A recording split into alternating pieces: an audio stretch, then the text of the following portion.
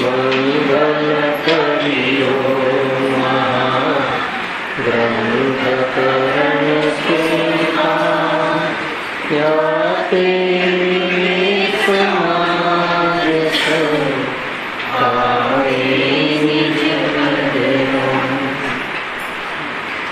મિથ્યા ભાવથી જે પ્રગટે નિજ ભાવ તે જયવંતરો સદા એ જ મોક્ષ પામ. આ શ્રી મોક્ષ માર્ગ પ્રકાશક ગ્રંથ છે. બીજા અધિકાર પર ચર્ચા ચાલે છે. ઘાતી અઘાતી કર્મ અને તેના કાર્ય એ ટોપિક પર વિશેષ ચર્ચા આપણે અહીંયા કરીબ સમાપ્ત થઈ છે. જનસારના માધ્યમથી પણ આ જ વાતને પૃષ્ઠ કરે છે. 122મી ગાથા પર પ્રવચન થઈ ગયા ગુરુદેવ. 121મી ગાથામાં તો એમ કહે છે કે સંસારમાં પરિણાત્મક અર્થાત તો સંસાર પરિણાત્મક છે. સંસારમાં રહેલા જે જીવ છે એ પરિણાત્મક છે. એનાથી જે પૂતગલનો સંબંધ થાય છે અર્થાત તો એનાથી પૂતગલ સંબંધ જે થાય છે કે જેનું ફળ મનુષ્ય આદિ પર્યાય છે. સંસાર પરિણાત્મક છે. જીવને પૂતગલનો જે સંબંધ થાય છે કે જે પૂતગલ કર્મ દ્વારા જે મનુષ્ય આદિ પર્યાયને પ્રાપ્ત થાય છે એવા પૂતગલ કર્મનો કર્તા કોણ છે? 121મી ગાથા છે. દ્રવ્ય કર્મ. કેવા કયા દ્રવ્ય કર્મ? કે જે દ્રવ્ય કર્મ જીવને મનુષ્ય આદિ શરીર પ્રાપ્ત કરાવે છે, પ્રાપ્ત કરાવવા નિમિત્ત થાય છે. શરીરને પ્રાપ્ત કયા ભાવથી જીવ કરે છે? આખું ચેપ્ટર આ ચાલે છે તમારે. શરીરને પ્રાપ્ત કેવી રીતે જીવ કરે છે સંસારમાં એ પ્રશ્ન એ ચાલે છે. તો સીધી વાત કરીએ તો કે દ્રવ્ય કર્મ. દ્રવ્ય કર્મ આવી આપણે નામ કર્મના કારણે નામ કર્મને શું કહ્યું તો આપણે ચિત્રકાર. શરીરને રચનામાં કયું કર્મ નિમિત્ત છે? નામ કર્મ. એ કર્મના નિમિત્તથી શરીરનો જે સહનન છે, આકાર છે અર્થાત સંસ્થાન છે, સંઘાત છે, જાતિ છે, એ બધી જાતનું જે સ્વરૂપ એમાં જે સપ્ત ધાતુનું જે રચના છે એ બધું કાર્ય નામ કર્મ. કાળો રંગ, સફેદ રંગ, અલગ અલગ કલરનો મનુષ્યનું જીવન, મનુષ્યનું શરીર મળ્યું એ નામકર્મની રચના છે. નામકર્મના માધ્યમથી. નામકર્મ કયું કર્મ છે? દ્રવ્ય કર્મ. પૂતગલ દ્રવ્ય કર્મ. તો એ દ્રવ્ય કર્મ નો કર્તા કોણ છે? 121મી ગાથામાં એનો કર્તા જીવની ક્રિયા, રાગની ક્રિયાથી પૂતગલ નામનું એ કર્મ થાય છે. અને પૂતગલ કર્મથી રાગ આદિ ભાવ થાય છે. અને ત્યાં ઇતરેતર આશ્રય દોષ નથી. એની ચર્ચા આપણે એ જ ગાથાના માધ્યમથી પહેલા અહીંયા કરી આવે છે. યાદ હતું આજે ઇતરેતર આશ્રય દોષ નથી એટલે એની ચર્ચા આજે નથી કરતા. આજે 122મી ગાથા ચાલે. તરત જ બીજી ગાથામાં આચાર્યદેવ કહે છે કે પરમાર્થથી દ્રવ્ય કર્મનો કરતા જીવ નથી. આગળ શું કહ્યું કે જીવની ક્રિયા, જીવની કઈ ક્રિયા પાછી? જીવની રાગરૂપ ક્રિયા એ દ્રવ્ય કર્મનો હેતુ છે. અને જીવની જે રાગાદી ક્રિયાનો હેતુ કોણ છે? દ્રવ્ય કર્મ. નિમિત્ત નૈમિત્તિક સંબંધ કયા હતા? તરત જ બીજી ગાથામાં ફરી ત્યાં એલર્ટ કરે છે કે દ્રવ્ય કર્મનો કરતા જીવનો રાગ નથી. પરમાર્થ શબ્દ નાખે. પરમાર્થ તો પછી કોણ છે? પ્રશ્ન એ થાય છે. બહુ ઊંચી ચર્ચા ત્યાં કરવામાં આવી કે પરિણામ અને પરિણામ બહુ ઊંચી વાત છે. ત્યાં પહેલા પેરેગ્રાફમાં તો કહ્યું કે એ રાગની જે ક્રિયા છે આત્માની સ્વતંત્ર રૂપ ક્રિયા છે.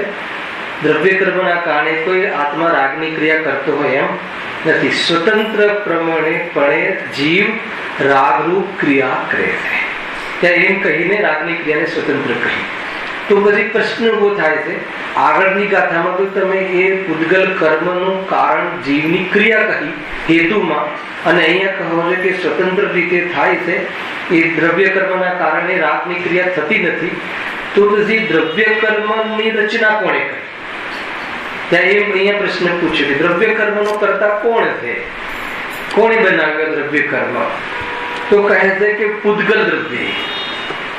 તો ત્યાં ગુરુદેવ એક સરસ વાત કહી કે જૈન ધર્મની શું ચરમસીમા છે. એક બાજુ તો એમ કહે કે પર્યાય જ અર્થાત તો પરિણામ જ કરતા, પરિણામ જ કર્મ, પરિણામ જ કાર્ય, પરિણામ જ ક્રિયા.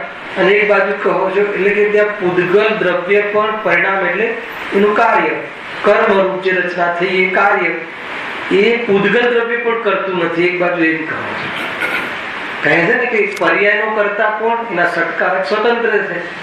એનો એ પરિણામનો કે જે પરિણામ પરિણામીથી અનન્ય છે, અભેદ છે, એ દ્રવ્ય પણ એ પરિણામનું ખરેખર કરતા નથી. દ્રવ્ય બહારના જીવના ભાવ તો બીજા દ્રવ્યના ભાવ તો છોડી દો, કેમ કે એ દ્રવ્યની પર્યાયના ફંક્શન એ સમયે થવું એનો સ્વતંત્ર સ્વભાવ છે. તો પણ એ પરિણામ કોઈ હવામાં નથી, એ દ્રવ્યથી અભિન્ન છે. એટલે અભેદ કરીને જો કથન કરવામાં આવે તો એ દ્રવ્યનો કરતા, એ કર્મનો કરતા પૂદગલ સ્વયં છે. એવી ત્યાં વાત કરી. પરિણામ અને પરિણામ સમજો. પરિણામ કહો એટલે ત્યાં કર્મ, પરિણામને કર્મ કહ્યું, પરિણામને કર્તા કહ્યું, પરિણામને કાર્ય કહ્યું, કેમ કે ક્રિયા કહ્યું. થઈ રહી છે કોઈ પરિણામ થઈ રહ્યું છે એટલે ક્રિયા, એને પ્રાપ્ત કરે છે જે કાર્યને એ કર્મ, અને સ્વયં એ રીતે પરિણમે છે એટલે કર્તા. એટલે એ પર્યાય જ કરતા થઈ, પર્યાય જ કર્મ. પણ એ પર્યાયનો આશ્રયભૂત દ્રવ્ય જે પૂદગલ છે, પરમાણુ છે, એ દ્રવ્યના આશ્રય થતો હોવાના કારણે દ્રવ્ય જ એનો કરતા છે, અભેદ કરીને કથન કહેવામાં આવે છે. વાત તો હતી કે એ દ્રવ્ય કર્મની જે રચના થાય છે, જીવના ભાવ કરે છે કે નહીં. અહીંયા તો કહે છે કે પૂદગલ પરમાણુ બી નથી કરતા, એની પર્યાય કરે છે. પછી કહ્યું કે એટલા માટે એને પૂદગલે કર્યું એમ કહી દો, એને એના દ્રવ્યનું પરિણામ સ્વયં કર્યું. મારો રાગ મેં સ્વયં કર્યો એમ તો એ રીતે કહ્યું. પણ રાગ જે થાય છે એ આત્મા કરે એ સામાન્ય કથન છે. રાગ એના સ્વકાલમાં થવા યોગ્ય પરિણામ છે. એ પ્રમાણે દ્રવ્ય સમાપ્ત થઈ જતું નથી. એટલા માટે એ પર્યાય, ક્ષણિક પર્યાય સ્વતંત્રતાથી થાય છે. ઘણી બધી વાતો ત્યાં કહી. કુલ મળીને વિષય તો એ હતો કે દ્રવ્ય કર્મની રચના એ પોતાના જે સ્પષ્ટ ગુણ છે પૂદગલમાં, એના કારણે એ થાય છે. અને આત્મા જોડે જે સંબંધ થાય છે એમાં આત્માનો ભાવ નિમિત્ત છે. હવે શરીરને મળવા પાછળ આગળ આવશે ગાથા તમારે કાલે, કે શરીર પછી મળે છે કયા ભાવથી? તો પછી દ્રવ્ય કર્મના નિમિત્તથી જે શુભ અશુભ ભાવો થાય છે એના કારણે જીવને આ શરીર મળે છે. શુભ અશુભ ભાવ, બે ભાવ કહેશે. એક ઘણી આગળ ભેદ જ્ઞાન કરાવશે. શરીર નથી જોઈતું ને, નથી જોઈતું તો શું કરશો? કે એનું કારણ છે, એ કારણને નાશ કરો. કયું કારણ છે? કે શુભ અશુભ ભાવ, કે ખાલી અશુભ શુભ અશુભ ભાવ એને નાશ કરો તો એ નષ્ટ થઈ જાય. તો શરીર આદિ બહારમાં સંયુગની પ્રાપ્તિ નહીં થાય. એવી રીત. અને એમાં શું ઉપાય છે? તો કે શુદ્ધ ભાવથી. શુદ્ધ ભાવ શું છે? તો એ જ પાછો આત્માનો અનુભવ, શુદ્ધ ઉપયોગ, આત્માનુભૂતિ, સ્વરૂપમાં રહીએ, સ્વરૂપમાં ઉપયોગ રમી રહે તો શુભ અશુભ ભાવનો વેપાર ન કરે તો એ વેપાર ન થાય ને કર્મ ન આવે, અને કર્મના ભાવમાં સંપૂર્ણ સ્વભાવ પ્રગટ થઈ જાય છે. એવી ચર્ચા ત્યાં આગળ આવી છે. એને કાલે ઓર વિશેષ તમારે પ્રવચન આવશે. આ તો શું પ્રવચન ચાલે તો તમને મૂળ પોઈન્ટ શું છે એ ટચ થઈ જાય. એટલા માટે હવે આપણે ઘાતી અઘાતી કર્મ અને તેના કાર્ય એ ચેપ્ટર ચાલતું હતું. એમાં કરીબ પૂરું થઈ ગયું છે. એમાં 4 અઘાતી કર્મના પેજ નંબર 28. 4 અઘાતી કર્મના નિમિત્તથી આત્માને આત્મામાં શું પ્રાપ્ત થાય છે, શું ઉપલબ્ધિ થાય છે? તો ત્યાં કહ્યું અઘાતી કર્મના નિમિત્તથી બાહ્ય સામગ્રી અને શરીર આદિમાં જે પરિસ્થિતિ બને છે એમાં અઘાતી કર્મનો રોલ છે. વેદનીય કર્મ સંબંધી ઘણી ચર્ચા ચોથા અધિકારનું અનુસંધાન કરીને કર્યું. સાતા અસાતાના નિમિત્તભૂત પદાર્થો મળે છે. જીવ વિપાકીમાં ત્યાં જ્ઞાનને જોડે એ જે સાતાના વિષયોમાં અનુકૂળ લાગતા વિષયોમાં તો સુકૂનનો અનુભવ કરે છે, અને પ્રતિકૂળ ભાષિત થતા પદાર્થોમાં ઉપયોગને રમાડે તો અસાતાનું વિધન કરે છે. સંસારમાં કસાયની મનતાને સુખ કહ્યું છે અને કસાયની તીવ્રતાને દુઃખ કહ્યું છે. વેદનીય કર્મના અંતર્ગત ઘણી ચર્ચાઓ થઈ ગઈ. ત્યાર પછી આયુષ્ય કર્મ, નામ કર્મ અને ગોત્ર કર્મ કે જે શરીર સાથે સંબંધ રાખે છે. કેટલા સમય આત્મા શરીરમાં રહેશે એ આયુષ્ય કર્મનો આધાર છે, એનું નિમિત્ત પણ છે. અને પછી ગોત્ર કર્મ, ઉચ્ચ આચરણ નીચ આચરણ રૂપ એ સંબંધી એ કુટુંબમાં પ્રગટ થશે, એના આધાર પર ગોત્ર કર્મ. નામ કર્મ શરીરની રચના આદિમાં એવી રચના વાળા શરીરને પ્રાપ્ત થવામાં નામ કર્મનો હેતુ પણ છે. એવી વિશેષ ચર્ચા આપણે થઈ હતી. જો આગળ હવે વળી શરીર આદિકના સંબંધી અંતિમ 3-4 લીટી એની સંબંધી જીવનો અમૃતત્વ આદિ સ્વભાવ પોતાના સ્વઅર્થને કરી શકતું નથી. અઘાતી કર્મના પેરેલલ જ વળી આખું વાંચી લઉં છું. વળી 4 અઘાતી કર્મોના નિમિત્તથી આત્માને બાહ્ય સામગ્રીનો સંબંધ બને છે. ત્યાં વેદનીય વડે તો શરીરમાં વા શરીરથી બાહ્ય નાના પ્રકારના સુખ દુઃખના કારણરૂપ પરદ્રવ્યનો સંયોગ જોડાય છે, અને પરદ્રવ્યને સુખ દુઃખના કારણમાં નિમિત્ત કહ્યું. એ આપણી ચર્ચા થઈ ગઈ. આયુ કર્મ વડે પોતાની સ્થિતિ સુધી પ્રાપ્ત થયેલા શરીરનો સંબંધ છૂટી શકતો નથી. જેટલી એને આયુ કર્મની સ્થિતિ છે ત્યાં સુધી શરીરનો સંબંધ સમાપ્ત થતો નથી, ચાહે ગમે તેવો જીવલેણ રોગ આવી જાય. પણ એ આયુષ્ય કર્મની ત્યાં સત્તા અર્થાત ઉદય છે ત્યાં સુધી એ શરીરનો વિયોગ થતો નથી.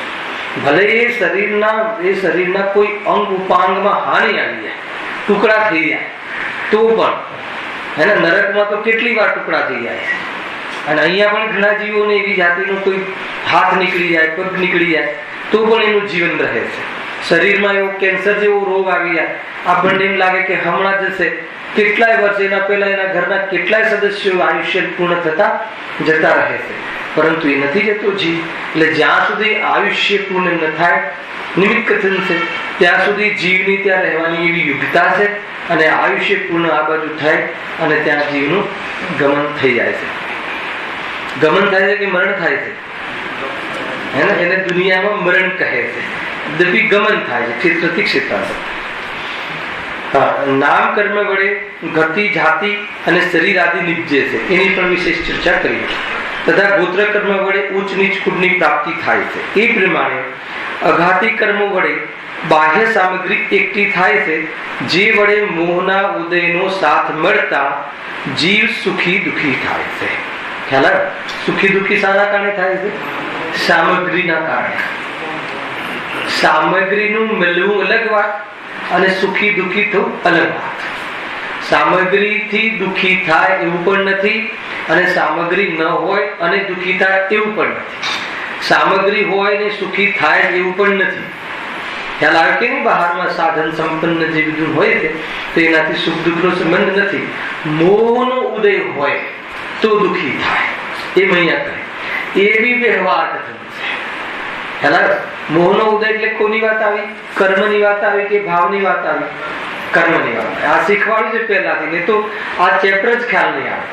જ્યારે ઉદયની વાત કરીએ, મોહનો ઉદય વાત કરીએ તો એ મોહની કર્મના ઉદયની વાત. અને જ્યારે એવું કે મોહ ભાવથી દુઃખી છે તો જીવના મોહ રાગ દ્વેષ, મિથ્યાત્વ રાગ દ્વેષ, ક્રોધ માન માયા લોક એ ભાવની વાત છે. બે વસ્તુ ખ્યાલ આવે? તો જીવ મોહનીય કર્મના ઉદયથી દુઃખી છે કે જીવ મિથ્યાત્વ, ખોટી માન્યતા, રાગ દ્વેષ, ઇષ્ટ અનિષ્ટની કલ્પનાથી દુઃખી છે? તો એવા ભાવથી દુઃખી છે. અને એવા ભાવથી દુઃખી છે એ બી સામાન્ય કથન છે. મૂળ કથન, પ્રેરણાત્મક કથન, પુરુષાર્થાત્મક કથન તો શું છે કે પોતાના સ્વભાવમાં ન રહેતા, બસ. આખું પેકેજ આવી ગયું. કેટલેથી સ્ટાર્ટ થયું ફતેલાલજી? કે સામગ્રી કોણ લાવી આપે છે? સામગ્રી લાવવા હેતુ કોણ છે? હે ને? આપણી બુદ્ધિથી પૈસા મળે છે. ધન એક સામગ્રી થઈ ને. આ જીવનમાં નવું જે અપ્રાપ્ય હતું એ પ્રાપ્ત થાય છે. હે ને? જન્મથી તો કોઈ ધન લઈને આવતું નથી. એને બહારમાં દાગીના, સોનું આદિ, તો એ બધું પ્રાપ્ય થાય છે. તો એ સામગ્રી મેળવી એ ચતુરાઈના કારણે મળે છે, માયાચારીના કારણે મળે છે કે શાના કારણે મળે છે? તો કહે છે કે એક સામગ્રી વેદનીય કર્મ આદિના નિમિત્તથી મળે છે. હે ને, એ કર્મના નામની ઓરથી કહ્યું. સામાન્ય કથન એમ કહેવાય છે કે પાપ પુણ્યના ઉદયથી બહારમાં એવી સામગ્રીનું મળવું થાય છે. પણ સામગ્રી હોય અને સુખી થાય જ એવો નિયમ નથી. હે ને, કરોડો રૂપિયા હોય આપણી પાસે તો નિરંતર ભય રહે છે, તો કયો સુખી થાય? ભય રહે છે કે નહીં? કોઈ ચોરી જશે, કોઈ લૂંટી જશે, ઇન્કમ ટેક્સ વાળા આવી જશે, ભાઈઓ ખાઈ જશે, બધું છે કે નહીં, પાર્ટનર લઈ જશે, તો નિરંતર ભયને પ્રાપ્ત થાય છે. અગર જો સામગ્રીથી દુઃખ થતું હોત, સુખ થતું હોત, તો એ સુખી થાત. હે ને? અને ઘણા એમ કહે કે મારે તો કઈ છે જ નહીં, આપણું શું બગડવાનું છે, આપણે સુખી છીએ, તો સુખી છે. અરે એવી ધનની તૃષ્ણાથી અને ધન વગર બી દુઃખી થતા જીવ જોવામાં આવ્યા છે. એટલે ધન સાથે સુખ દુઃખ નો સંબંધ નથી. તો એ જે સામગ્રીથી સુખી દુઃખી નથી, તો શાનાથી સુખી દુઃખી છે? મોહનીય કર્મના ઉદયથી જીવ સુખી દુઃખી થાય છે. તો આ કયું કથન આવ્યું? વ્યવહાર કથન. કે મોહનીય કર્મ પણ જડ કર્મ છે, એના ઉદયમાં જીવ એવા પરિણામ કરે તો જીવ દુઃખી થાય છે. એટલે જીવ સુખી દુઃખી શાનાથી થાય છે? એના પરિણામથી, ખોટી માન્યતાથી, ભ્રમથી, ઈષ્ટ અનિષ્ટની કલ્પનાથી, રાગ દ્વેષથી જીવ દુઃખી થાય છે. એ પણ એક પર્યાયના વિશ્લેષણથી કહ્યું. ખરેખર જીવ દુઃખી શાનાથી થાય છે? કે સ્વરૂપને ન પહેચાનવાથી. હે ને, એટલે કેટલો બધો સિલેબસ કટ કર્યો. સામગ્રીમાં સુખી થવા માટે કાંઈ કરવાનું નથી. તમે જો આ કહેવા પાછળ શૈલેષભાઈ, મોહનીય કર્મની સામે જોવાનું નથી. રાગ દ્વેષ એની યોગ્યતા પ્રમાણે આવે છે, એમાં માથું મારવાનું નથી. માત્ર પોતાની ઓળખાણ કરવાની છે. ખ્યાલ આવે કે નહીં? એને રાગને દૂર કરીએ, દબાઈ દઈએ, ના આવે કોઈ, મતલબ દૂર થઈ જઈએ. એને દીકરા પર બહુ રાગ આવે છે, આપણે દેવલાલી કે સોનગઢ જતા રહીએ, ત્યાં રાગ જ નહીં થાય, દીકરાથી દૂર રહીએ તો છે. પોતાના સ્વરૂપને, જ્ઞાન સ્વભાવને રાગ સ્વભાવના ભેદ જ્ઞાન જ્યોતિ દ્વારા ભેદ ખ્યાલ આવે અને જ્ઞાન સ્વભાવ પોતાના સ્વભાવમાં, નિજ સ્વભાવમાં અપનત્વનું પ્રગમન થઈ જાય તો રાગ આદિ પોતાની ક્રિયામાં ઘેય બની જાય છે, પરઘેય તરીકે જોવાય છે. કેમ? કેમ કે આત્માના સ્વભાવનું એમાં લક્ષણ નથી, મેચિંગ નથી. એટલે એવા ભાવોથી પણ જીવ ભય પામતો નથી, જે સ્વરૂપના આશ્રયમાં રહે છે. આખી એની જે થીમ છે ને આ રીતે છે. વાત તો કર્મની છે, પણ કેટલી બધી એમાં ડીપનેસ છે એની ચર્ચા છે. જો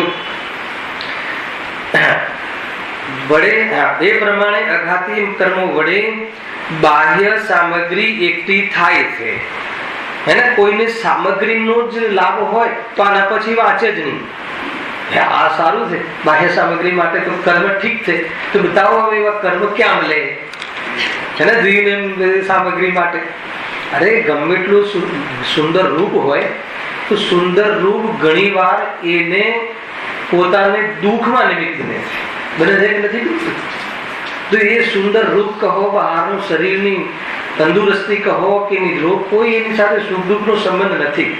એમ અહીંયા કહે છે.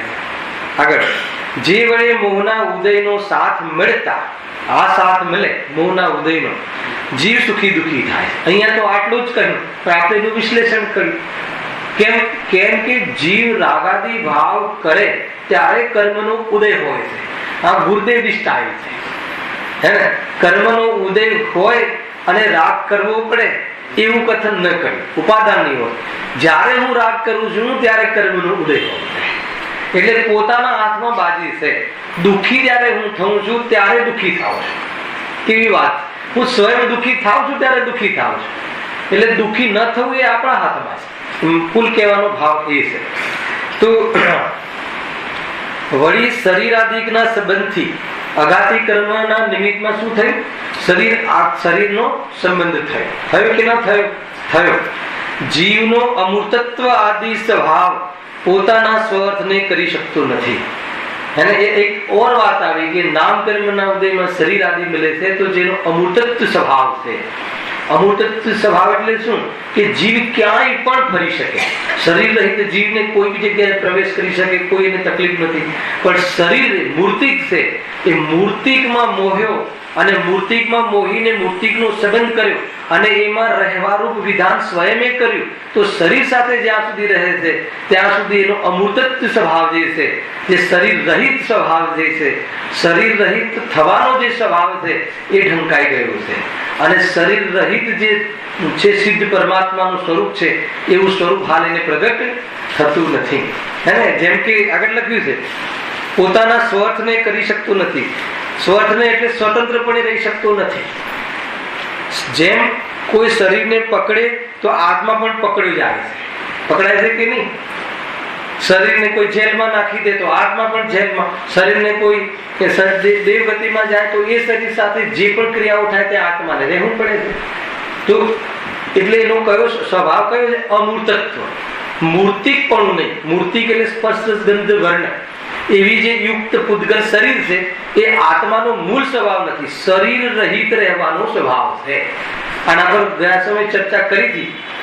શરીર રહિત થવાનો સ્વભાવ છે અને આ જીવ શરીરને સ્વભાવ માની અને એની સેવા કરે છે.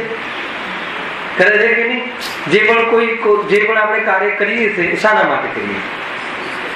શરીર માટે કરીએ છીએ, શરીર માટે જ કરીએ છીએ. પણ શરીર માટે કરીએ છીએ બોલતા તો આપણને શાસ્ત્રમાંથી આવડ્યું. આપણે શું બોલીએ? આપણા માટે કરીએ છીએ. શરીર માટે કરીએ છીએ કોઈ કહે? આપણા માટે કરીએ છીએ. આપણા માટે એટલે કે આપવું છે. આપણા માટે એટલે શું કે શરીર સારું રહે, એમાં રોગ ના આવે, ઇન્દ્રિયો બરાબર રહે. આપણા માટે એનો ઇતિહાસ આ છે અજ્ઞાનીનો. પણ બરાબર રહે, અને બરાબર રહે તો આકુલતા મટે છે. બરાબર રહે બધું. દુનિયામાં એવો કોઈ જીવ હશે કે નહીં કે જેનું બધું બરાબર રહેતું હશે? પુણ્યના ઉદયમાં રહેતું હશે ને, કઈ વાંધો નહીં. તો એને પૂછજો કે તને સાતા છે? કેમ કે એનાથી સુખ છે જ નહીં. અહીંયા એમ કહે છે જો, એટલે સ્વર્થને કરી શકતો નથી. જેમ કોઈ શરીરને પકડે તો આત્મા પણ પકડી જાય. વળી જ્યાં સુધી કર્મનો ઉદય રહે, સાંભળજો, ત્યાં સુધી બાહ્ય સામગ્રી પણ તેમ જ બની રહે છે, પણ અન્યથા થઈ શકતી નથી. મતલબ કે કર્મનો ઉદય હોય ત્યાં સુધી બાહ્ય સામગ્રી, એમ કહે છે કે પુણ્યના ઉદયમાં કોઈ વાળને વાંકો પણ કરી શકતો નથી, કહે છે. અને પાપનો ઉદય જ્યાં આવે ત્યાં કોઈ પણ એ સ્થિતિને સ્થિર કરી શકતું નથી, બચાવી શકતું નથી. કે જ્યાં સુધી ઉદય હોય ત્યાં સુધી સામગ્રી રહે છે. ગજબની વસ્તુ છે ને કે ભાઈ. અને આપણને આનો વિશ્વાસ નથી. એને આપણે પુણ્ય ભાવ અર્થાત તો પુણ્ય ભાવથી બહાર સામગ્રી મળે છે. આપણે પ્રયાસ કરીએ છીએ કે સામગ્રી મળે. તો પુણ્ય પર ભરોસો છે કે નહીં? આવે છે. અને બહારમાંથી સામગ્રીનું જતું રહેવું એ કર્મ સમાપ્ત થઈ જાય.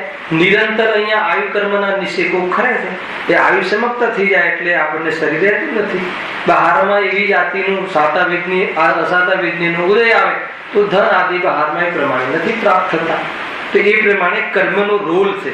કુલ મળીને એમ કહેવું છે, જો એ લખ્યું એ પ્રમાણે અઘાતી કર્મનું નિમિત્ત જાણવું. બહારમાં જેટલી પણ સિચ્યુએશનો થાય છે એમાં આત્માની બુદ્ધિ કે આત્માનું ભણતર કે આત્માના વિચારો કોઈ કાર્યકારી નથી, અકિંચિત કરે છે. બહારમાં જે પણ ધનનું મળવું ન મળવું, રોગનું થવું, યશ મળવું યશ ન મળવું, હે ને, સારા કાર્ય કરતો હોય તો પણ યશ ન મળે, અને અયાસી હોય તો પણ યશ મળે કે નહીં. હાર તોરા પહેરાવવામાં આવે છે કે નહીં? જે પૂરી અયાસીમાં ડૂબ્યો હોય આખું જીવન, અને જે મતલબ કે ધર્માત્મા હોય, ધાર્મિક જીવન જીવતું હોય તો એને યશ ના મળે, તો પૂછે પણ નહીં. તથાપી એ જીવને તો યશની ઈચ્છા પણ નથી, ધાર્મિક જીવને તો. કેમ કે યશ પ્રકૃતિથી મળતો યશ, એને એક કર્મના રોલમાં આત્માને સુખ દુઃખનો સંબંધ નથી. કેમ કે એને તો મૂળ દુઃખ દૂર કરવું છે ને, સુખને પ્રાપ્ત કરવું છે. આ બધું આપણને અનુભવ ગમે તે ખ્યાલમાં આવે છે. હે ને, ઘરમાં 4 દીકરા હોય ને 4 વહુઓ હોય અને એક ખાલી ઓર્ડર કરતી હોય અને એક મજૂરી કરતી હોય તો ઓર્ડર કરતી હોય એને યશ મળે સાસુ તરફથી, કેમ મળે છે? તો એવો વિચાર કરવો જોઈએ કે મારે અપયશ પ્રકૃતિનો ઉદય છે, ગમે એટલું કરું છું તો પણ મને યશ મળતું નથી. ખ્યાલ? પણ એનાથી હું દુઃખી નથી, મને યશ કેમ મળતું નથી એવી જાતની મોહ આકાંક્ષા ના કારણે હું દુઃખી છું. બિલકુલ સાસુ મને સુખી દુઃખી કરી શકે એવું સ્વરૂપ છે? મારા સુખ દુઃખ નો આધાર એને એ કેટલું મતલબ નિવૃત્ત થઈ જાય ત્યાં ને ત્યાં જીતુભાઈ એને લક્ષ્ય હટી જાય કે સુખ દુઃખ નું કોઈ કારણ જ નથી. યશ આપે તો બી શું, યશ ન આપે તો બી શું. હે ને? જે અત્યારે પંચમ કાલમાં જે વિતરાગી દેવ નથી એનો કેટલો યશગાન થાય છે, થાય છે કે નથી થતું? તો એથી મહાવીર ભગવાનનું શું ઘટી ગયું? સુખ ઘટી ગયું, સર્વજ્ઞતા ઘટી ગઈ.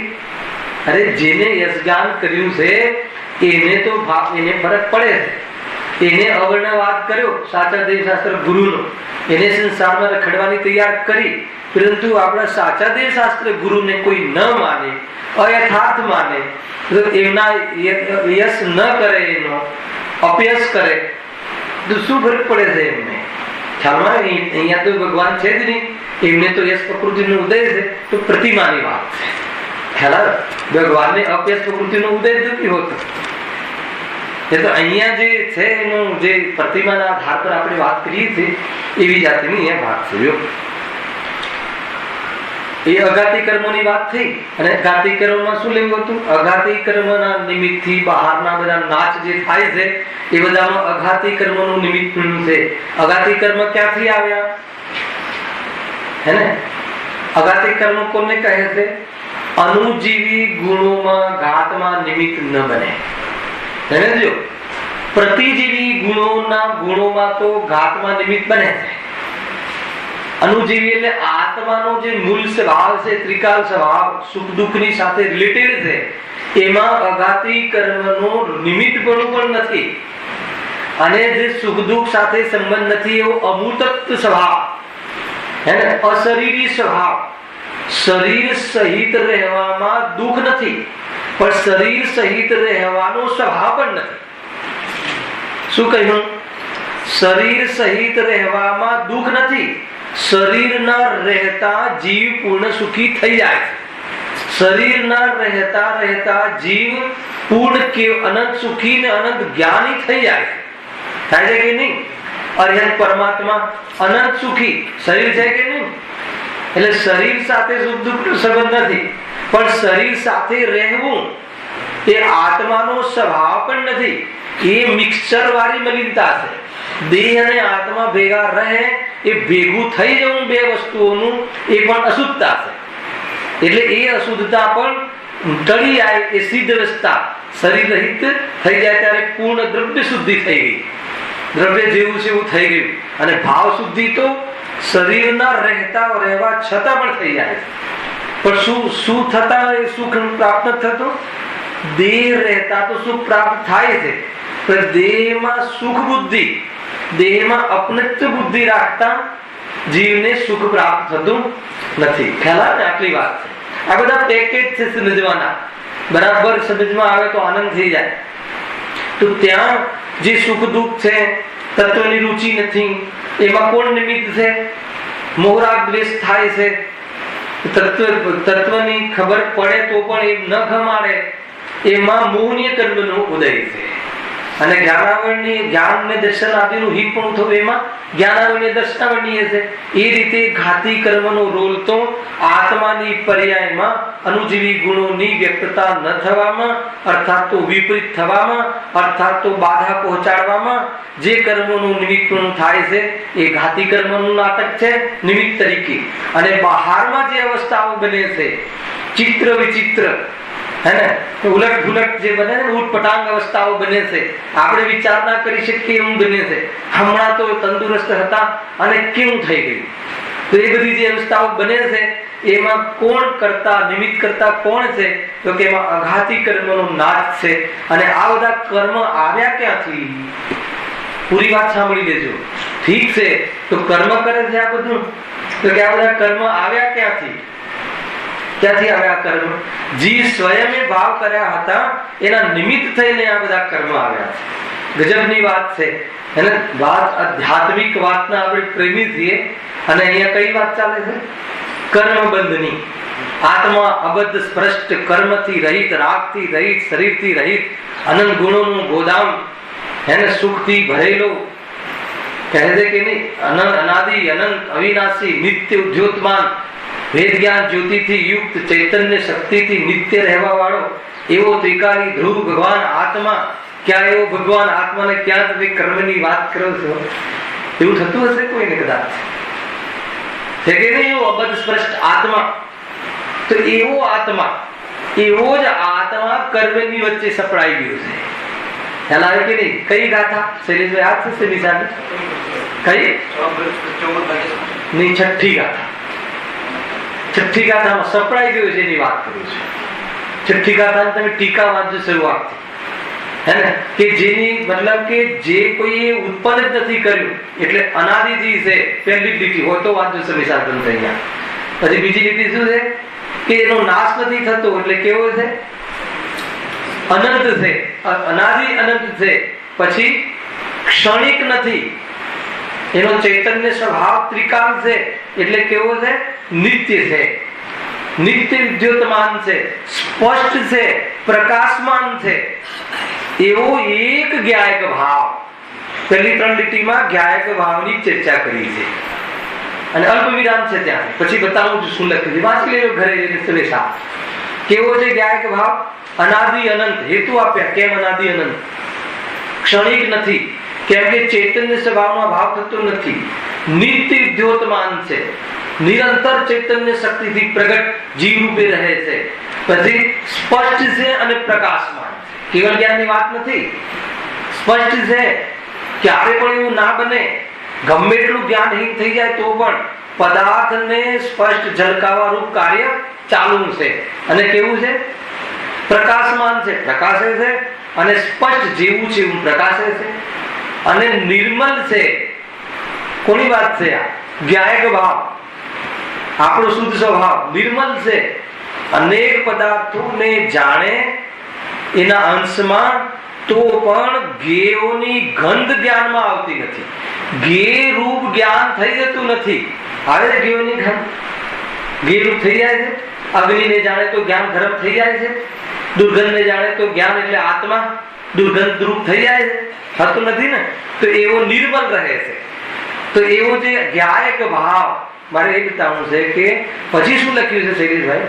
કે એવો એક જ્ઞાયક ભાવ, હે ને, કર્મ બંધ ની નિરૂપણાથી, કર્મ બંધના નિમિત્તથી, ત્યાં લખ્યું સ્થિત કર્મ પૂતગલના પ્રદેશમાં, કર્મના વચ્ચે સ્થિત થઈ ગયું છે, કર્મની વચ્ચે સપડાઈ ગયું છે.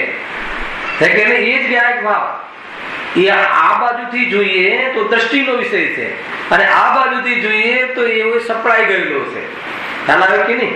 પાણીમાં ડૂબેલું કમળ, એ 15મી 14મી 15મી, પાણીમાં ડૂબેલું કમળ પાણીથી અસ્પર્શિત છે, પણ પાણીમાં ડૂબ્યું છે એ ખરું, પણ અસ્પર્શિત છે, એ રૂપે થયું નથી. એ રીતે આ જ્ઞાયક ભાવ ક્યાં છે? આ કર્મોની વચ્ચે સપડાયેલો છે, અને કર્મથી છૂટી શકે એવો આત્માનો સ્વભાવ છે. અને કોઈને એમ થતું હશે ને, વાસ્તવમાં તો આપણે અધ્યાત્મની મુખ્યતાથી ચર્ચા કરી, પ્રવચન સાર આધ્યાત્મિક દ્રવ્યાનુયોગનો ગ્રંથ છે, તો પણ કર્મની વાત આવી. કોઈને એમ થતું હોય કર્મની વાત આવી તો શું થયું? અરે કર્મની વાત આવી છે એનાથી તો કર્મથી બંધાયેલો છે, એમાં અબંધને પ્રસિદ્ધ કરે છે. જીવ દુઃખી છે, એમાં સુખની પ્રસિદ્ધિ છે. દુઃખ જો નિર્ણય નહીં થાય તો સુખની પ્રસિદ્ધિ નહીં થાય. સંસારમાં દુઃખ નહીં લાગે તો સુખનો પુરુષાર્થ નહીં કરે. કર્મથી બંધન છે એનો બોધ નહીં આવે તો કર્મથી રહિત થવાનો પુરુષાર્થ નહીં થાય. કર્મ બંધ રહેવા વાળો આત્મા, પછી આગળ લખે છઠ્ઠી ગાથામાં, તો પણ દુરંત કસાયના ચક્રમાં છે ને, પાપ પુણ્ય રૂપ હોવા છતાં પણ એક ક્ષણ માટે પણ એ રૂપે સ્વભાવને છોડતો નથી, એ રૂપે થતો નથી. એ જ્ઞાયક ભાવ. તો એ રીતે એને દ્રષ્ટિ કરી અને કર્મથી રહિત થવાય છે. કર્મ સહિત છે એ નક્કી કરી, અને કર્મ સહિત છે એટલું કહ્યું કે કર્મનું નિદાનમાં શું કહ્યું?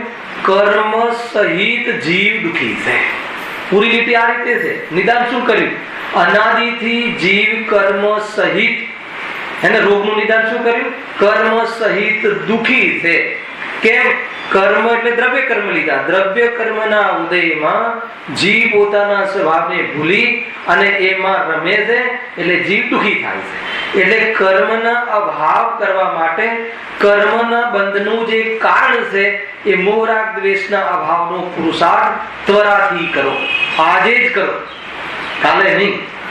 એમ અહીંયા કહે સુખી થવાની કોલેજ છે ભાઈ. આ એને ગમે ત્યાં તમે જાઓ કે ભાઈ નહીં આ ડોક્ટર બની જઈએ ને એન્જિનિયર બની જઈએ ને દુકાન વધારી દઈએ ને સુખનું કારણ અહીંયા છે સમજવા માટે એ રીતે છે. તો એ રીતની ત્યાં વાત છે. એટલે કોઈ એમ સર્વથા માને કે કર્મની ચર્ચામાં શું દમ નથી, પણ એવું ન માનવું. કર્મ બંધ છે એ પહેલા નિર્ણય કરે તો એમાં અબંધની પ્રસિદ્ધિ થઈ કે આ કર્મ બંધ કઈ રીતે છે. કર્મ બંધ છે એટલે પોતે ભૂલ કરી એટલે બંધાયો છે, અને એ ભૂલ સુધરી અને અબંધ સ્વરૂપ જે અત્યારે પણ મટ્યું નથી એને પ્રગટ કરી શકે છે એ સમજાવવા માટે કર્મ બંધની ચર્ચા છે. ખ્યાલ આવે ને? દુઃખી છીએ કે નહીં એ નિર્ણય કરો પહેલા. હવે દુઃખનો નિર્ણય કરાવો કે સુખ ભરેલો સુખ આત્માનો શુદ્ધ આત્માનો નિર્ણય કરાવો એ કહો.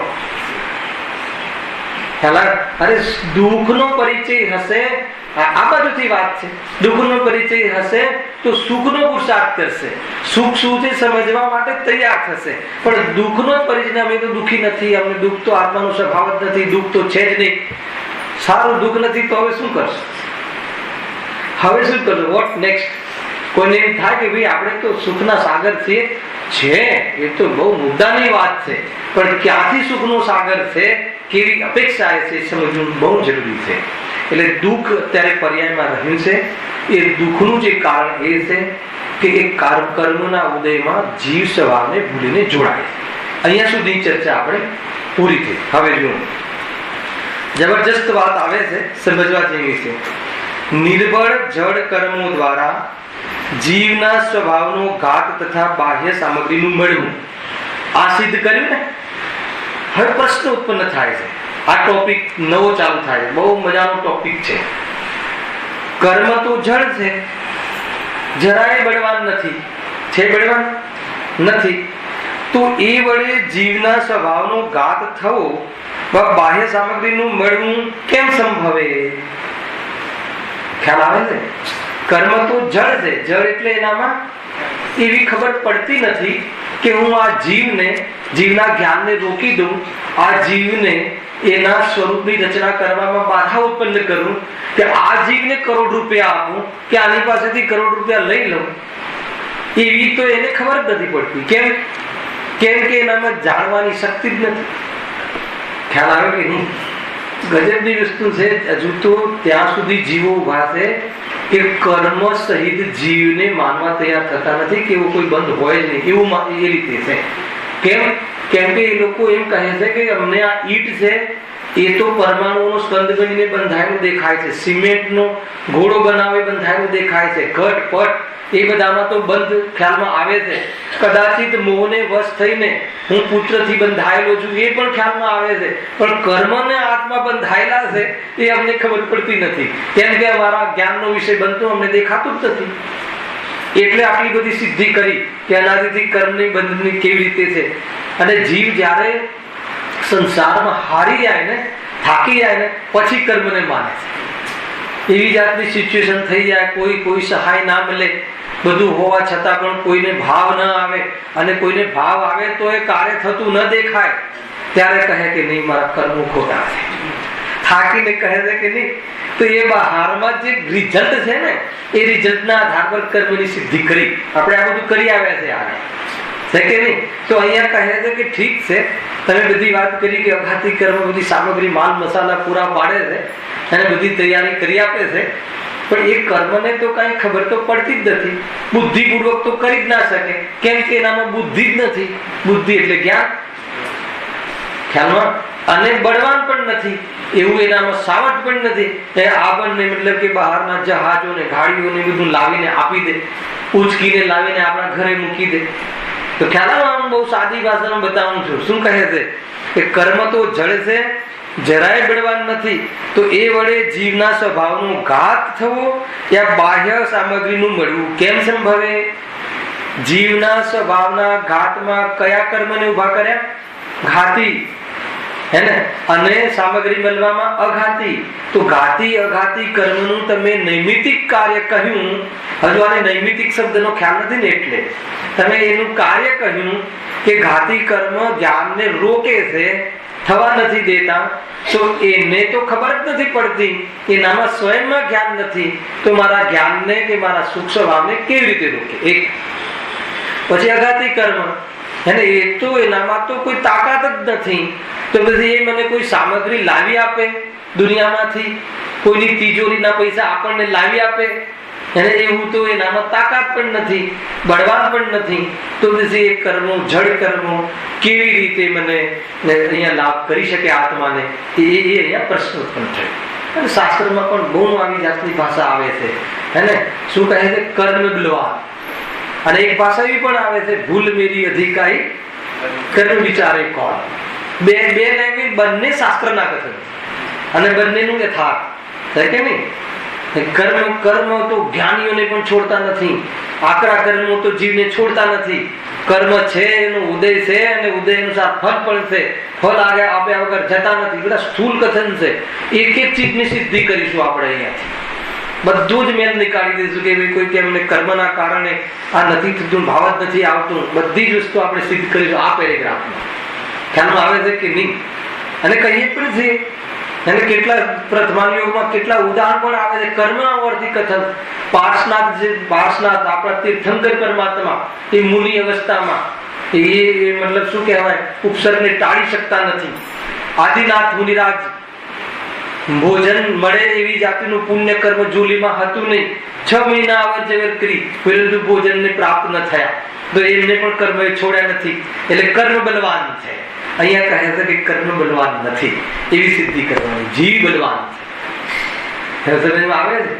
કહે છે કે નહીં, કર્મ બલવાન છે. મારે તો કર્મનો એવો ઉદય છે કે કાંઈ થતું જ નથી, કાર્ય થતું નથી, લાભ જ મળતું નથી. તો કહે છે કે એમ છે નહીં. અહીંયા સિદ્ધિ કરશે. કર્મને કઈ બલવાન નથી કહ્યું, અને કર્મ કોઈ બળવાન કે બુદ્ધિવાળા વસ્તુ છે એવું છે નહીં. એ મુખ્ય છે. અને બહુ સામાન્ય કથન છે. શૈલેષભાઈ પ્રશ્ન કર્યો તો ને, એ પણ સામાન્ય કથન છે કે જીવ મેં કોઈની સાથે ખરાબ કર્યું તો એ જ જીવ મહારાજ કોઈ ખરાબમાં નિમિત્ત બનશે. એ બહુ સ્થૂળ કથન છે. સર્વથા એવું બને એમ પણ નથી, બને પણ ખરું. પણ કોઈ જીવ, ઘણા જીવ પ્રમેય આવશે, તમે ખોટા ભાવ કર્યા એ વ્યક્તિ પ્રત્યે અને ખરાબ બિહેવ કર્યું, સમજો, અને કર્મ બંધ થયું. હવે એ જીવ તમારી સાથે બિહેવ કરશે, અને એ સામાન્ય કથન છે. એના દ્વારા થાય બી ખરું, પણ એના પહેલા તમારા ભાવ પલટાઈ જાય તો તમારી સત્તામાં પડેલા કર્મોનું બંધ બદલાઈ જાય છે, સંક્રમણ થઈ જાય છે. ક્યાંથી આવશે? એવું પણ છે. તમે પૂછ્યું હતું ને, તો બે રીતે છે. કદાચિત બને પણ ખરું, એને ભાભીને લાત મારી હતી એ જીવે, તો જયારે મૂલી દિશા લીધી તો એ જ ભાભી નો જીવ શિયાળ થઈને એનો પગ ખાવા આવી ગયો છે ને. મતલબ કે એ જ કર્મની સાથે તો કદાચિત એવું જોવા મળે પણ ખરું, પરંતુ એ આવીને જ્યાં સુધી મારું એ પ્રમાણેનું સંપૂર્ણ બેલેન્સિંગ સમાધાન ન કરી દે ત્યાં સુધી હું મુક્ત ના થઈ શકું એમ નથી, હે ને? જીવ પોતાની વિતરાગતા પ્રગટ કરે તો થઈ શકે છે. એવા કર્મો પણ છે નિકાચિત નિગતિ કે જેનું સંક્રમણ થતું નથી. અવસર આવશે તેની ચર્ચા કરીશું. એવા જે ચીકણા કર્મો છે કે ભોગવે એવા સ્થૂલ કર્મ બહુ સરસ કે એ ઋણાનુબંધી જે સંબંધ છે એ ઋણ ચૂકવવું જ પડે એવું નથી. હા, અને એવું ચૂકવવું ન જ પડે એવું પણ નથી. કથનચિત શબ્દ છે ત્યાં. કેમ કે એવા ઘણા અવસરો છે ને, જેમ કે આ ઉદાહરણ આપ્યું કે જીવ કરે છે તો એની સાથે આ ભાવમાં આપણે એનું કામ કર્યું તો બીજા ભાવમાં એ આપણો ઉપકારી બને. એવા ઘણા ઉદાહરણો છે. આ ભાવમાં આપણે આહાર આપ્યો હતો તો બીજા કોઈ ભાવમાં એ જ જીવના નિમિત્તમાં આહાર મળે એવું પણ છે કે નહીં? હા, ફરજિયાત નથી, કમ્પલસરી નથી, અને એવું ન જ થાય એવું પણ નથી. થાય પણ ખરું, ન પણ થાય, પરિણામ પણ છે, અને એના પરિણામ ફરી જાય તો એવી જાત. અને કે પરિણામ તો પોતાના સ્વતંત્ર છે ને. સત્તામાં પડેલા કર્મો બદલાઈ જાય, તો ભાવ પલટાઈ જાય તો પાપનું પુણ્ય ને પુણ્યનું પાપ થઈ જાય. ગજબ છે. આ તો કર્મની થિયરી છે અને એવું બને પણ ખરું, પણ સર્વથા બને એવું નથી, બનવું જ જોઈએ એવું નથી. નહીં તો જીવનો એન્ડ જ નહીં આવે. કરતો જ રહેશે. એ મારું ખરાબ કરે, હું એનું ખરાબ કરું. એ આપણે કોઈ જોડે ગમે એટલો ખરાબ વ્યવહાર કર્યો હોય, પણ એ જો તમારો ઉપયોગ પલટાઈ જાય, ખ્યાલ આવ્યો, તો નીકળી જાય છે બહાર. એવું નથી કે મતલબ બેલેન્સ શીટ એ પ્રમાણે મળવી એવું જરૂર નથી. બેલેન્સ શીટ તમારા પરિણામોના આધારે, એ તમારા પરિણામના આધારે નીજરી જાય.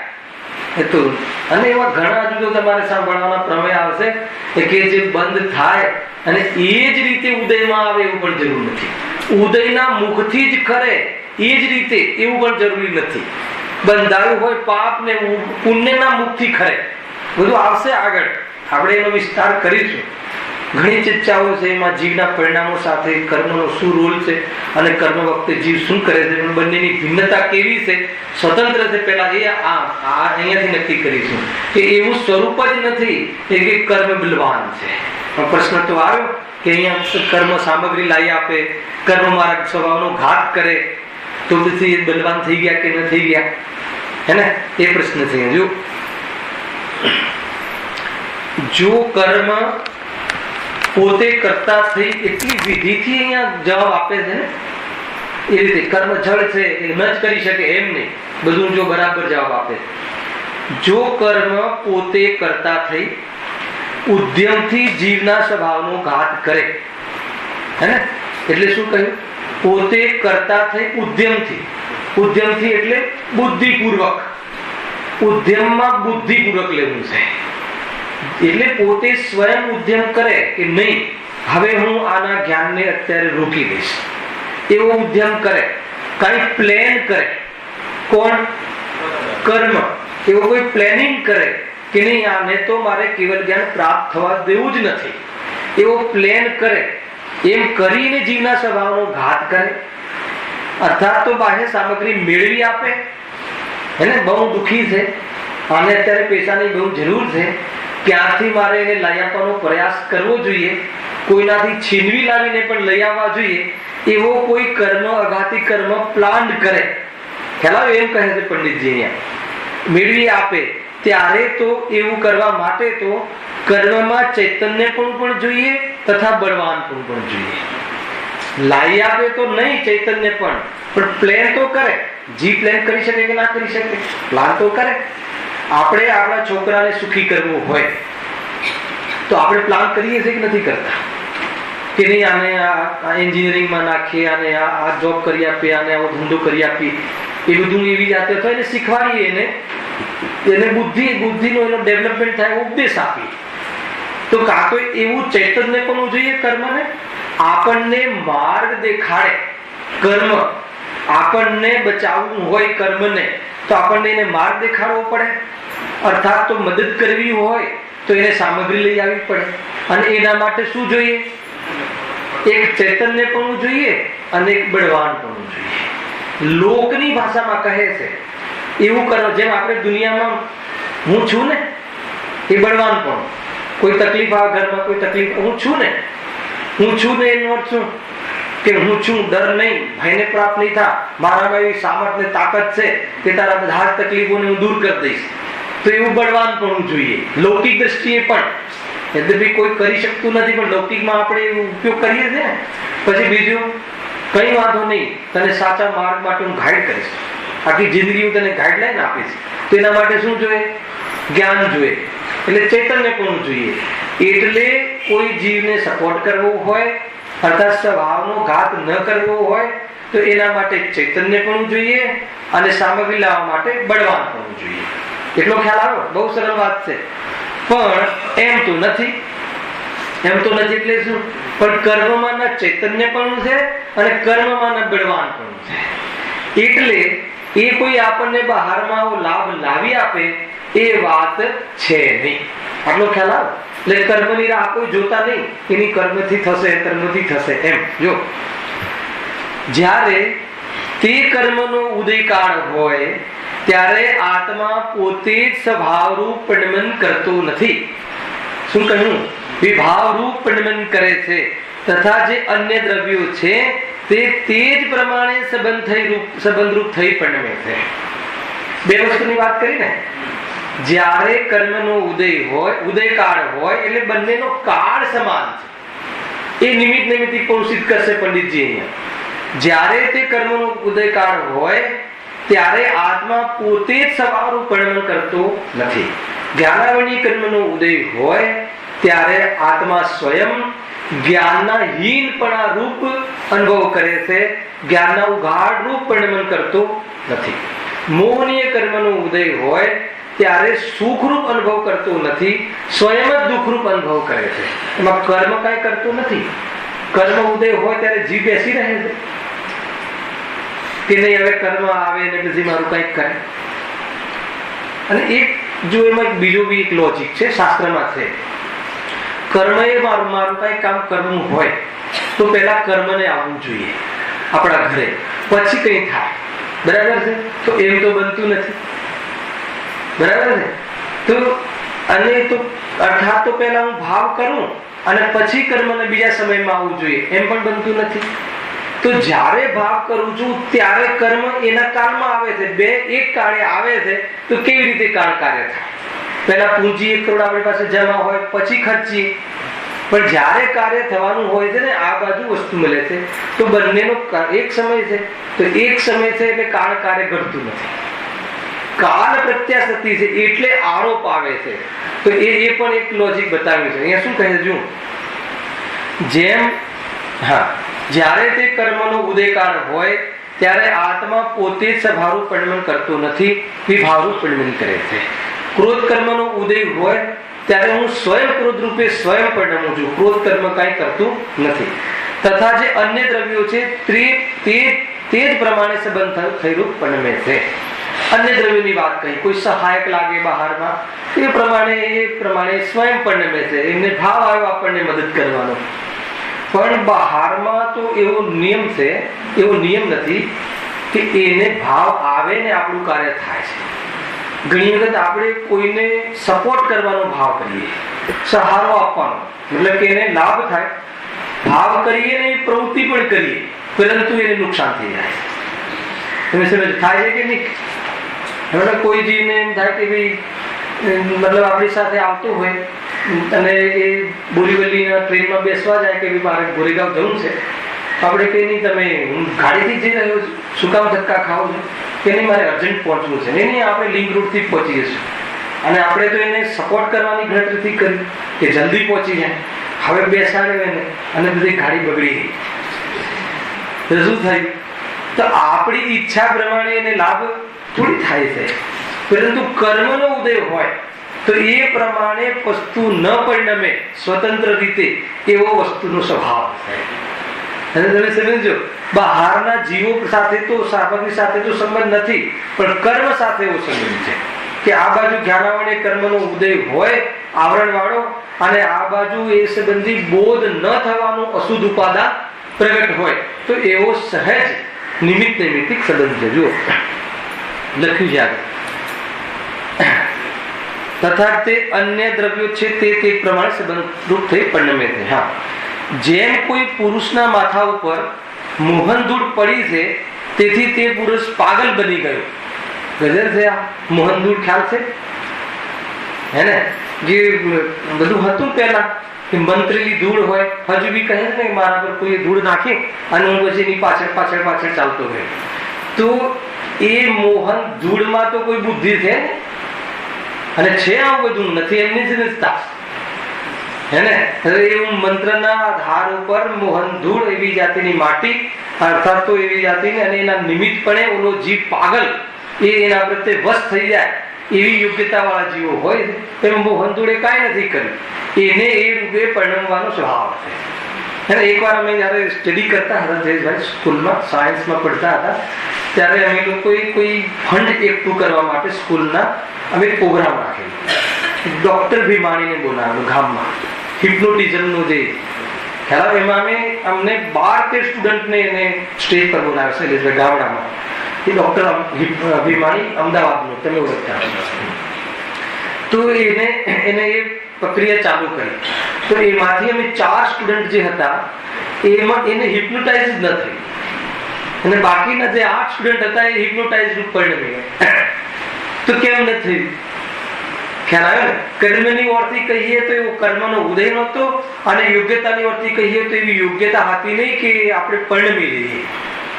ખ્યાલ આવ્યો? એટલે દરેકને લાગુ પડે એવું નથી, એવું એને પરિણમવાનો કાળ છે, અને એવી યોગ્યતા થઈ, અને આ બાજુનું હળદું મોહનદૂરનું આવું થયું. ખ્યાલ આવે છે કે નહીં? નિમિત્ત નૈમિત્તિક સંબંધ છે. અને આપણું મતલબ કે કેટલા ફૂટનું શરીર છે, અને એક આટલી નાની 2 ગ્રામની ટીકડી છે, એ માથાનો દુખાવો ઉતાર દેશે કે નહીં? એવી મોહન ધૂળ છે ને, બધી ધૂળ જ છે. ઉદગલ છે કે નહીં? પૈસાને પણ ધૂળ કહે છે ગુરુદેવ. તો એ બધું ધૂળ જ છે, ઉદગલ છે. તો એવી નિમિત્ત નૈમિત્તિક સંબંધ છે. જો મોહન ધૂળ પડી છે, તેથી તે પુરુષ પાગલ બની ગયો. હવે ત્યાં મોહન ધૂળ તો જ્ઞાન પણ નથી, અને તેમાં બળવાનપણું પણ નથી, છતાં પાગલપણું એ મોહન ધૂળ વડે જ થતું જોવામાં આવે છે. મોહન ધૂળનું તો માત્ર નિમિત્તપણું જ છે, પણ તે પુરુષ પોતે જ પાગલ થઈને પરિણમે છે એવો નિમિત્ત નૈમિત્તિક ભાવ બની રહ્યો છે. અને સહજ ભાવ છે. એ રીતે હજુ એક ઉદાહરણ આપું, ખાલી વાંચી લઈએ છીએ. વળી જેમ સૂર્યોદય કાલે ચકવા ચકવીનો સંયોગ થાય છે, ત્યાં કોઈ દ્વેષ બુદ્ધિથી બળપૂર્વક રાત્રિ વિશે તેમને જુદા કર્યા નથી. આ ખ્યાલ છે કે નહીં? ચકવા ચકવી જે હોય ને, રાત્રિમાં શું થાય છે? વિયોગને પ્રાપ્ત થઈ જાય. વિયોગને પ્રાપ્ત થઈ જાય એટલે શું થતું હશે? ખ્યાલ પટેલા? એ કોઈ 10-10 કિલોમીટર દૂર નથી જતા રહેતા, રાત્રિમાં દેખાતું નથી, એટલે બાજુમાં હોવા છતાં વિયોગનો અનુભવ કરે. ખરેખર છે આમ. અને જેવું અજવાળું થાય છે તો એ સંબંધી જ્ઞાન થાય. તો શું કહેવાય છે કે સૂર્યએ એમને મેળવી આપ્યા અને રાત્રિએ એને દૂર કર્યા. નિમિત્ત કથન છે. ખ્યાલ? એ સ્વયં થાય છે. પછી ઓલું સૂર્યમુખીનું ફૂલ છે, સૂર્ય ઉગે એટલે ફૂલ ખીલે છે, તો સ્વયં થાય. બીજા ફૂલ કેમ ખુલતા નથી?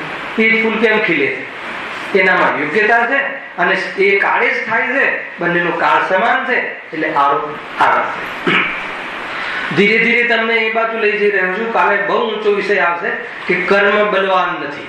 9મા અધિકારના આધાર ઉપર જે કોઈ કહે કે મારે તો કર્મના ઉદયમાં નિર્ણય થતો નથી ને કર્મના ઉદયમાં મને ભાવ આવતો નથી, બધું સફાઈ કાલે આપણે આના આધાર પર કરીશું. આજે ખાલી ભૂમિકા છે આની.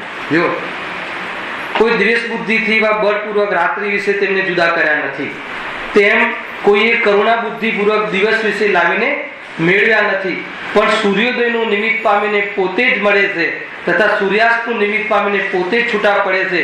એવો જ નિમિત્ત નૈમિત્તિક ભાવ બની રહ્યો છે.